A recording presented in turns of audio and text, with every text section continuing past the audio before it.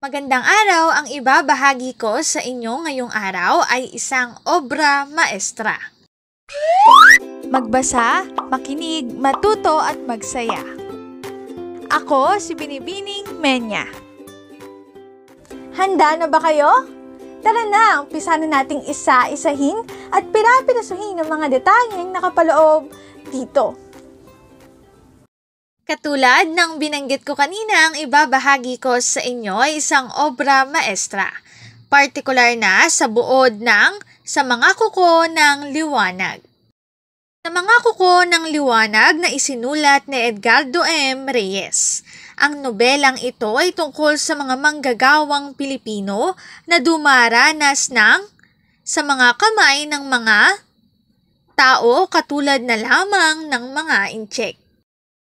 Sa Mga Kuko ng Liwanag ni Edgardo M. Reyes. Si Julio ay isang probinsyanong mangingisda na lumuwas sa Maynila upang doon ay makipagsapalaran at hanapin na rin ang kanyang kababata na si Ligaya. Siya ay namasukan sa isang construction site at iba pang mga trabaho. Isa sa mga pinasukan niya ay ang The Future La Madrid Building. Dito, nakilala niya ang kaibigang si Atong.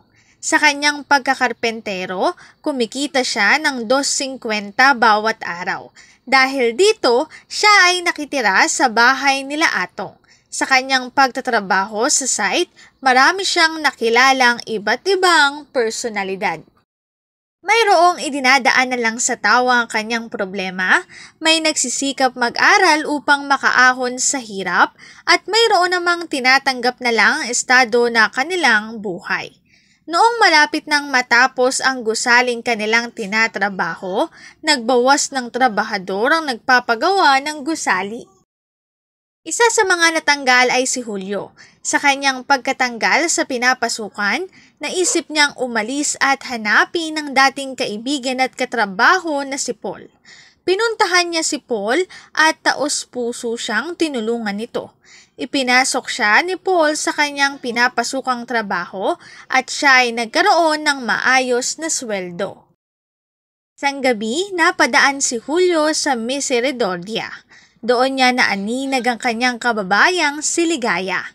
Ngunit hindi siya sigurado kung si Ligaya ba iyon, kaya't nagpasa siyang sundan ito at nang makasigurado at hindi nga siya nagkamali, si Ligaya iyon. Nanyayahan ni Julio si Ligaya sa isang restaurant upang pag-usapan ang nangyari sa kanilang buhay. Natuklasan ni Julio na naging biktima ng si Ligaya, na ngayon ay may kinakasamang intsek na nagngangalang Atek. Tapos ang kanilang pag-uusap, napagpasyahan nilang tumakas at bumalik sa kanilang probinsya. Napagplanuhan nilang magkita mula 2:00 hanggang 3:00 ng gabi. Hindi sumulpot si Ligaya sa napagplanuhan nila ni Julio. Labis ang hinagpis ni Julio nang ibalita sa kanya ni Paul na si Ligaya ay napala. Nahulog si Ligaya sa kanyang tinutuluyan. Naging balisa si Julio bago at hanggang matapos ang niligaya. Sa huli, si Atek at naman siya ng kalapit tao sa bahay ni Atek. Ang link na ito ang aking source sa written information na makikita nyo sa bawat slides. Kung interesado kayo na magbasa pa, maaari nyong bisitahin ang website na ito. Sa Mga Kuko ng Liwanag, buod. Dito na nagtatapos ang aking pagbabahagi. Sana ay marami kayong natutuhan. Muli, magbasa, makinig, matuto at magsaya. Ako si Binibining Menya. Paalam!